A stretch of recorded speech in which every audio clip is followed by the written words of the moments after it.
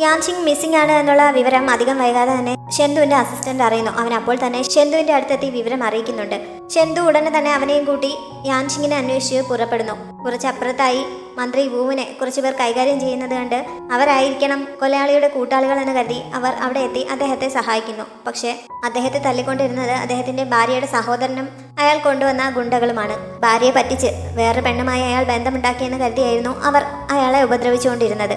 മുമ്പ് കണ്ടെത്തിയ ഡെഡ് ബോഡികളിൽ ഒരു ജോഡി മരണപ്പെടുന്നതിന് മുമ്പ് യാതൊരു പരിചയവും ഇല്ലാതിരുന്നതാണ് എന്നുള്ള വിവരം ഷെന്തുവിന്റെ മനസ്സിലേക്ക് അപ്പോൾ വരുന്നു. മന്ത്രിയെ കൊണ്ടുപോയില്ലെങ്കിലും മറ്റാരെങ്കിലും അവളുടെ പേരായി കണ്ടെത്തി കൊലയാളി അവളെ കൊല്ലുമോ എന്നുള്ള ഭയം അവന് പിടികൂടുന്നു. അപ്പോൾ തന്നെ അവൻ അവളെ അന്വേഷിച്ച് പുറപ്പെടുന്നുണ്ട്.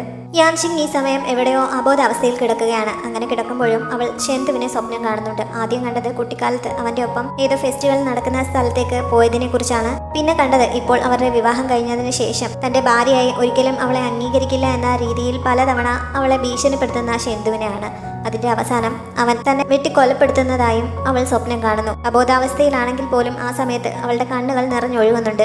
അത് കഴിഞ്ഞപ്പോഴേക്കും അവൾ കണ്ണു തുറക്കുന്നു. പക്ഷെ അവൾക്ക് കിടന്നിടത്ത് നിന്ന് അനങ്ങാൻ പോലും പറ്റുന്നുണ്ടായിരുന്നില്ല. ആ കൊലയാളി അവിടെ തന്നെ ഉണ്ടായിരുന്നു. അവൾക്കൊപ്പം മറവ് ചെയ്യാനുള്ള പുരുഷനെ ഓൾറെഡി അവർ കൊന്നു കഴിഞ്ഞിരുന്നു. അയാളുടെ ഹൃദയം കുത്തിയെടുത്തുകൊണ്ടിരിക്കുന്ന ആ സമയത്താണ് യാൻഷിങ് കണ്ണു തുറന്നത്. അവൾ ഉണർന്നുവെന്നറിഞ്ഞപ്പോൾ അവർ അവളുടെ അടുത്തേക്ക് വരുന്നുണ്ട്.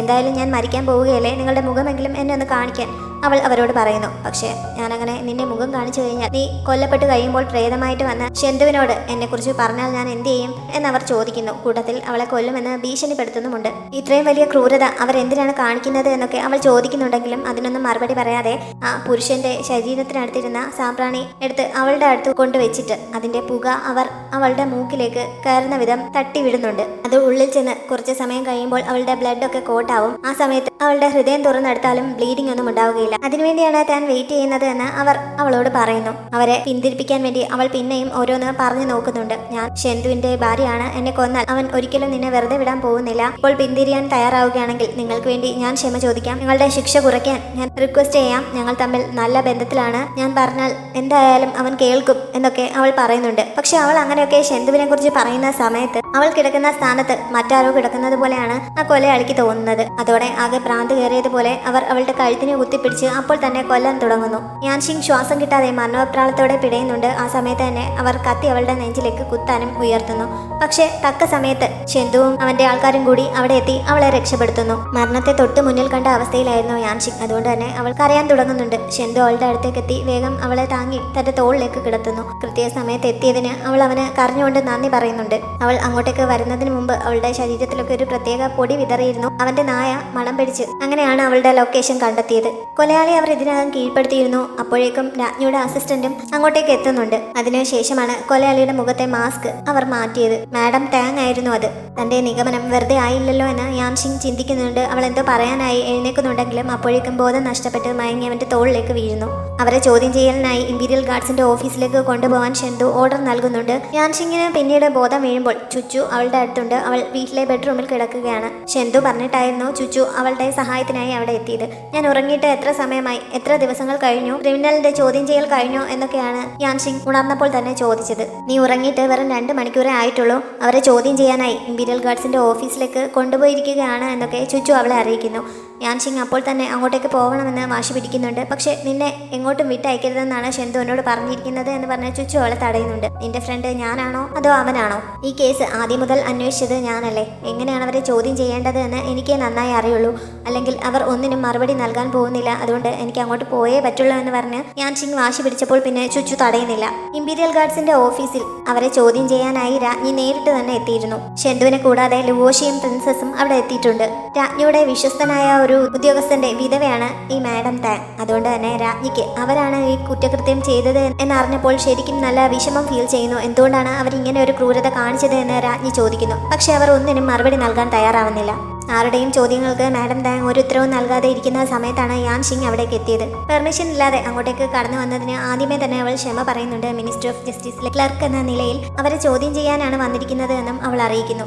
അവൾ ഇങ്ങനെ ഒരു ധിക്കാരപരമായ പെരുമാറ്റം കാണിക്കുന്നതിൽ ഷെന്തുവിനാണ് ഏറ്റവും കൂടുതൽ പ്രശ്നം ഫീൽ ചെയ്തത്. അവൻ അപ്പോൾ തന്നെ രാജ്ഞിയോട് ക്ഷമ പറയുന്നുണ്ട്. പക്ഷേ രാജ്ഞി അവൾക്ക് ചോദ്യം ചെയ്യാനുള്ള പെർമിഷൻ നൽകുന്നു.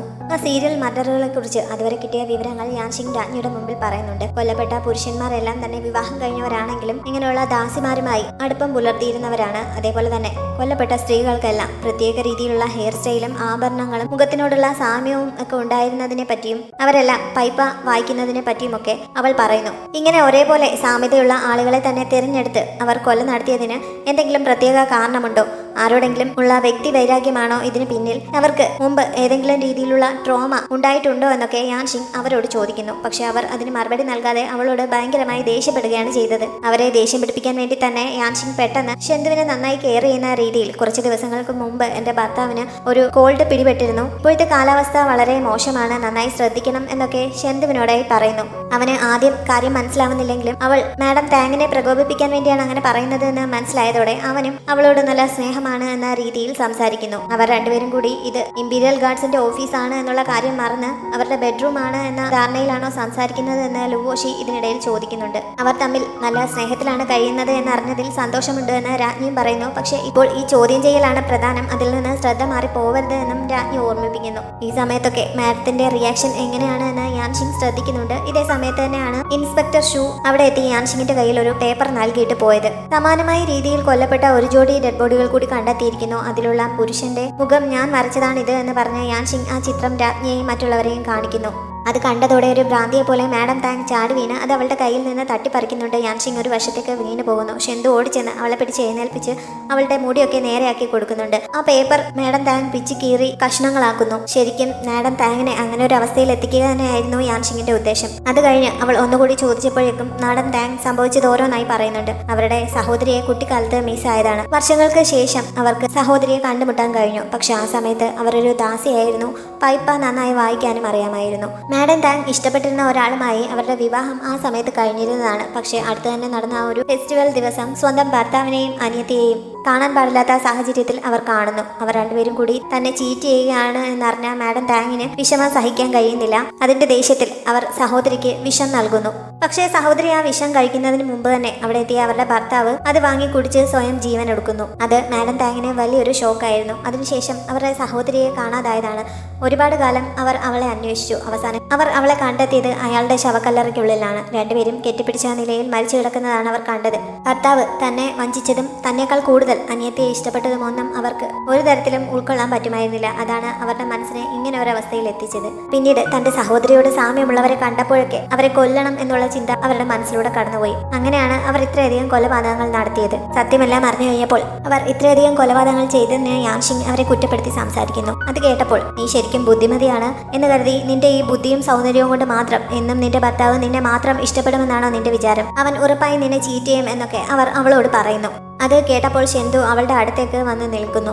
അതും കൂടി കണ്ടപ്പോൾ മാഡം താങ്ങിന് ഒന്നുകൂടി ദേഷ്യം വരുന്നു. ഇവൻ ഇപ്പോൾ നിന്നെ ഇഷ്ടപ്പെടുന്നുണ്ട് എന്നൊക്കെ പറയുമായിരിക്കും, പക്ഷേ അവൻ ശരിക്കും ഇഷ്ടപ്പെടുന്നത് അവനെ തന്നെയാണ്. എന്തെങ്കിലും ഒരിക്കൽ ഇവൻ നിന്നെ ചീറ്റ് ചെയ്യും എന്നൊക്കെ അവർ ഭ്രാന്തമായി വിളിച്ചു പറയുന്നു. അങ്ങനെ ഒരാൾ സ്വന്തമായി ഇഷ്ടപ്പെടുന്നതിൽ എന്താണ് തെറ്റ്? എല്ലാവരും മറ്റുള്ളവരെ സ്നേഹിക്കുന്നതിന് മുമ്പ് ആദ്യം സ്വന്തമായി സ്നേഹിക്കാൻ പഠിക്കണം. ഒരു കപ്പിൾസിന്റെ ഇടയിൽ ഉണ്ടായിരിക്കേണ്ടത് ഒരിക്കലും വൺ സൈഡഡ് ലവ് ആയിരിക്കരുത്. രണ്ടുപേരും പരസ്പരം ഇഷ്ടപ്പെടുകയും സംരക്ഷിക്കുകയും ഒക്കെ വേണം. എന്നാൽ മാത്രമേ അവരുടെ ജീവിതം സന്തോഷകരമായി പോവുകയുള്ളൂ എന്നൊക്കെ പറഞ്ഞ് യാൻഷിങ് തന്റെ കാഴ്ചപ്പാട് പറയുന്നുണ്ട്.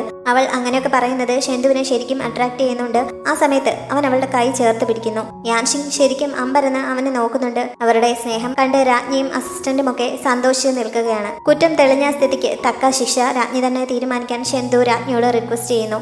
മാഡം താങ് രണ്ടാമത് വിവാഹം കഴിച്ചതായിരുന്നു രാജ്ഞിയുടെ വിശ്വസ്തനായ ഉദ്യോഗസ്ഥൻ. അദ്ദേഹത്തിന്റെ വിധവയാണ് എന്നുള്ള പരിഗണന വെച്ചിട്ട് അവരുടെ ശരീരത്തിന് കേടുവരാത്ത രീതിയിലുള്ള മരണശിക്ഷയാണ് രാജ്ഞി വിധിച്ചത്. ഈ സമയത്ത് മാഡം താങ് കയ്യിലുണ്ടായിരുന്ന എന്തൊരു സാധനം പുറത്തെടുത്ത് അത് പിച്ച് കീറി മുകളിലേക്ക് എറിയുന്നു. പെട്ടെന്ന് അവരുടെ ശരീരമാകെ തീ പിടിക്കുന്നുണ്ട്. ആ സമയത്ത് പുനർജന്മം എടുക്കുന്നതിനെ പറ്റിയുള്ള ഒരു പാട്ട് അവർ പാടുകയും ചെയ്യുന്നു. 5 വർഷങ്ങൾക്ക് മുമ്പ് ഷെൻഹോ എന്നയാൾ മരിക്കുന്നതിന് മുമ്പ് പറഞ്ഞ അതേ വാക്കുകൾ തന്നെയാണ് അത് എന്ന് ലുവോഷി എല്ലാവരോടുമായി പറയുന്നു. ഷെന്തു അസിസ്റ്റന്റിനോട് പറഞ്ഞ് അവരുടെ ദേഹത്തേക്ക് വേഗം വെള്ളം കോരി ഒഴിക്കുന്നു. അത് കാരണം തീ അണയുന്നുണ്ട്. മാഡം താങ്ങിന്റെ മുഖത്തും ശരീരത്തിലുമൊക്കെ കുറെ പൊള്ളലുകൾ ഏറ്റിരുന്നു. അപ്പോഴും അവർ ഒരു ഭ്രാന്തിയെ പോലെ ചിരിച്ചുകൊണ്ടിരിക്കുകയാണ്. കാവൽക്കാർ അവരെ അവിടെ നിന്ന് പിടിച്ചു വിളിച്ചുകൊണ്ട് പോകുന്നു. എന്തായാലും കുറെ കാലമായി എല്ലാവരുടെയും ഉറക്കം കെടുത്തിയിരുന്ന ഒരു കേസിന്റെ അവസാനം കണ്ടതിന്റെ സന്തോഷത്തിലാണ് എല്ലാവരും. അവിടെ നിന്ന് വീട്ടിലെത്തി കഴിഞ്ഞപ്പോൾ ഷെന്തു അന്ന് യാൻഷിങ് ചെയ്തതിനെ അഭിനന്ദിച്ച് സംസാരിക്കുന്നുണ്ട്. അവൻ തന്നെ ഇങ്ങനെ അഭിനന്ദിക്കുന്നത് കേട്ടപ്പോൾ അവൾക്ക് ശരിക്കും സന്തോഷമാവുന്നു. അവസാനം ഒരു ജോഡി ഡെഡ് ബോഡികൾ കൂടി കണ്ടെടുത്തുവെന്ന് അവൾ പറഞ്ഞത് നുണയല്ലേ എന്ന് അവൻ ചോദിക്കുന്നുണ്ട്. സത്യത്തിൽ അങ്ങനെ ഒരു ഡെഡ് ബോഡികൾ കണ്ടെടുത്തിരുന്നില്ല. മാഡം താങ്ങിന്റെ ആദ്യ ഭർത്താവിനെ കുറിച്ച് വിവരം കിട്ടിയ യാൻഷിങ് ഇൻസ്പെക്ടർ ഷൂവിന്റെ സഹായത്തോടെ അവരുടെ ഒരു ചിത്രം സംഘടിപ്പിച്ചതായിരുന്നു. അത് കാണുമ്പോൾ അവർക്ക് പ്രകോപനമുണ്ടാവുമെന്നും അവർ സത്യം പറയുമെന്നും അവൾ ഊഹിച്ചിരുന്നു. സത്യമൊക്കെ വെളിപ്പെട്ടെങ്കിലും എന്തോ ഒരു കാര്യം മിസ്സിംഗ് ആണ് എന്ന് രണ്ടുപേരും ചിന്തിക്കുന്നുണ്ട്. കുറച്ചുനേരം ആലോചിച്ചപ്പോഴാണ് ഈ കൊല്ലപ്പെട്ടവരുടെയൊക്കെ ഹൃദയം അവർ തുറന്നെടുത്തിരുന്നത്. അതൊന്നും ഇതുവരെ കണ്ടു കിട്ടിയിട്ടില്ല. അതെല്ലാം എവിടെ പോയി എന്ന് രണ്ടുപേരും ചിന്തിക്കുന്നത്. അതിനെക്കുറിച്ച് ചോദിക്കാനായി രണ്ടുപേരും കൂടി തടവറയിൽ പോയി മാഡം താങ്ങിനെ കാണുന്നു. ഈ കൊലപാതകങ്ങളൊക്കെ നടത്തിയത് അവരാണെങ്കിലും ഡെഡ് ബോഡികൾ മറവ് ചെയ്യുന്നതിനും മറ്റുമായി അവർ ആരുടെയെങ്കിലും ഒക്കെ സഹായം തേടിയിട്ടുണ്ടാകുമായിരിക്കുമല്ലോ. അതാരാണ് എന്ന് യാൻഷിങ് അവരോട് ചോദിക്കുന്നു. പക്ഷെ അവരുടെ ചോദ്യങ്ങൾക്കൊന്നും മറുപടി പറയാൻ പറ്റുന്ന ഒരു കണ്ടീഷനിലായിരുന്നില്ല അവർ. ആകെ മനസ്സിന്റെ സമനില തെറ്റിയതുപോലെ ഭ്രാന്തമായി എന്തൊക്കെയോ പറഞ്ഞുകൊണ്ടിരിക്കുകയാണ്. അധികം വൈകാതെ അവരുടെ വധശിക്ഷ നടപ്പാക്കും. ഇനി ഇവിടെ നിന്നിട്ട് പ്രത്യേകിച്ച് കാര്യമൊന്നുമില്ല എന്ന് പറഞ്ഞ് ഷെന്തു അവളെയും വിളിച്ചുകൊണ്ട് തിരികെ പോകുന്നുണ്ട്. തിരികെ വണ്ടിയിലിരിക്കുന്ന സമയത്തൊക്കെ യാൻഷിങ് മാഡം താങ്ങിനെ കുറിച്ച് ചിന്തിച്ച് വിഷമിച്ചിരിക്കുകയായിരുന്നു. അവളുടെ മുഖത്തെ വിഷമം കണ്ട് എന്താണ് കാര്യം എന്ന് അവൻ അന്വേഷിക്കുന്നു. എന്തൊക്കെയാണെങ്കിലും മാഡം താങ്ങിന്റെ കാര്യത്തിൽ വിഷമമുണ്ട് എന്ന് അവൾ പറഞ്ഞപ്പോൾ അവരെ പോലെ ക്രൂരത കാണിക്കുന്നവരോട് യാതൊരു സഹതാപത്തിന്റെയും ആവശ്യമില്ല, അവർക്ക് തക്ക ശിക്ഷ തന്നെ നൽകണം എന്നൊക്കെ അവൻ പറയുന്നു. യാൻഷിങ്ങിന് അത് ഇഷ്ടപ്പെടാത്തത് കൊണ്ട് അവൾ കണ്ണടച്ചിരിക്കുന്നുണ്ട്. ആ സമയത്താണ് പ്രിൻസ് ഷിയാൻ പോയ കാര്യങ്ങളൊക്കെ ഭംഗിയായി ചെയ്തു തീർത്തു, അധികം വൈകാതെ സുരക്ഷിതമായി ഇവിടെ തിരിച്ചെത്തും എന്ന് അവൻ അവളോട് പറഞ്ഞത്. മന്ത്രി പ്രിൻസിനെ കുറിച്ച് അറിയാനാണല്ലോ അവളെ ഫോഴ്സ് ചെയ്തുകൊണ്ടിരിക്കുന്നത്. അത് അറിഞ്ഞുകൊണ്ട് തന്നെയാണ് അവൻ ആ വിവരങ്ങൾ അവൾക്ക് കൈമാറിയത്. യാൻഷിങ് ശരിക്കും സന്തോഷിക്കുന്നു. ഇനി മുതൽ ഇങ്ങനത്തെ ന്യൂസ് അറിയാൻ വേണ്ടി നീ പ്രാവുകളെ വളർത്തുന്നിടത്തൊന്നും ചുറ്റിത്തിരിയേണ്ട ആവശ്യമില്ല എന്നുകൂടി അവൻ പറയുന്നുണ്ട്. ആ പ്രാവുകളൊന്നും ഇപ്പോൾ ദൂതന്മാരായി ഉപയോഗിക്കുന്നില്ല എന്ന് എനിക്ക് അവയെ കണ്ടപ്പോൾ തന്നെ മനസ്സിലായി. പക്ഷേ ഞാൻ എന്തെങ്കിലുമൊക്കെ കാണിച്ചില്ലെങ്കിൽ മന്ത്രിയുടെ വേറെ ചാരന്മാർ എന്നെക്കുറിച്ച് അവിടെ ചെന്ന് മോശമായി പറഞ്ഞു കൊടുക്കും. അത് എൻ്റെ വീട്ടുകാർക്ക് ദോഷം ചെയ്യും. അതുകൊണ്ട് അദ്ദേഹത്തെ ബോധ്യപ്പെടുത്താൻ വേണ്ടി എനിക്ക് എന്തെങ്കിലുമൊക്കെ കാണിച്ചല്ലേ പറ്റൂ. ഞാൻ ശരിക്കും ഒന്നും ചെയ്യാൻ പോകുന്നില്ല. അതുകൊണ്ട് എന്നെക്കുറിച്ച് ഓർത്ത് പേടിക്കേണ്ട കാര്യമില്ല എന്ന് അവൾ പറയുന്നു. അത് അവനും ഇപ്പോൾ ബോധ്യമായി കഴിഞ്ഞിരിക്കുന്നു. അവൻ പിന്നെയും അതിനെപ്പറ്റി എന്തോ സംസാരിച്ചു തുടങ്ങുന്നുണ്ടെങ്കിലും എനിക്കിതൊന്നും കേൾക്കാൻ ഒട്ടും താല്പര്യമില്ല എന്ന് പറഞ്ഞ് അവൾ ചെവി പൊത്തുന്നുണ്ട്. അടുത്ത് തന്നെ മിനിസ്റ്റർ ഓഫ് ജസ്റ്റിസ് ഒരു വിരുന്ന് നടത്തുന്നുണ്ട്. അതിൽ പങ്കെടുക്കാൻ നമുക്ക് രണ്ടുപേർക്കും ക്ഷണമുണ്ട് എന്ന് അവൾ അവനോട് പറയുന്നു. അവൻ എന്തെങ്കിലും മറുപടി പറയുന്നതിന് മുമ്പ് തന്നെ നീ വരില്ല എന്ന് എനിക്കറിയാം, അതുകൊണ്ട് ഇത് വിട്ടേക്ക് എന്ന് പറഞ്ഞ് അവൾ കണ്ണു മടച്ചിരിക്കുകയും ചെയ്യുന്നു. സത്യത്തിൽ ഷെന്തു അവൾക്കൊപ്പം ചെല്ലാമെന്ന് പറയാൻ തുടങ്ങിയതാണ്. അവനെ മുൻവിധിയോടെ പറഞ്ഞിരുന്നത് കൊണ്ട് അവൾ പിന്നെ അതിനെക്കുറിച്ചൊന്നും പറയുന്നില്ല. അവൾ കിടക്കുന്ന ഭാഗത്തിടാനായി പ്രത്യേകം കർട്ടൻ വാങ്ങിച്ചിട്ട് അവന് നശിപ്പിച്ചു കളഞ്ഞിരുന്നല്ലോ. ഇപ്പോൾ പുതിയ ഒരു സെറ്റ് കൂടി വാങ്ങിച്ച് അവിടെ അത് സെറ്റ് ചെയ്യാൻ വേണ്ടി കാര്യസ്ഥനോട് ചെന്ന് പറയാൻ അവൻ അസിസ്റ്റന്റിനെ അറിയിക്കുന്നുണ്ട്. യാൻഷിങ് കണ്ണടച്ചിരിക്കുകയാണെങ്കിലും അത് കേട്ട് സന്തോഷിക്കുന്നിടത്ത് ഈ എപ്പിസോഡ് അവസാനിക്കുന്നു. ഡ്രാമയെക്കുറിച്ചുള്ള നിങ്ങളുടെ അഭിപ്രായങ്ങൾ കമന്റുകളിലൂടെ അറിയിക്കാൻ മറക്കരുത്. വീഡിയോ ഇഷ്ടപ്പെട്ടാൽ ചാനൽ ലൈക്ക് ചെയ്യാനും ഷെയർ ചെയ്യാനും സബ്സ്ക്രൈബ് ചെയ്യാനും മറക്കരുത്. Thanks for watching.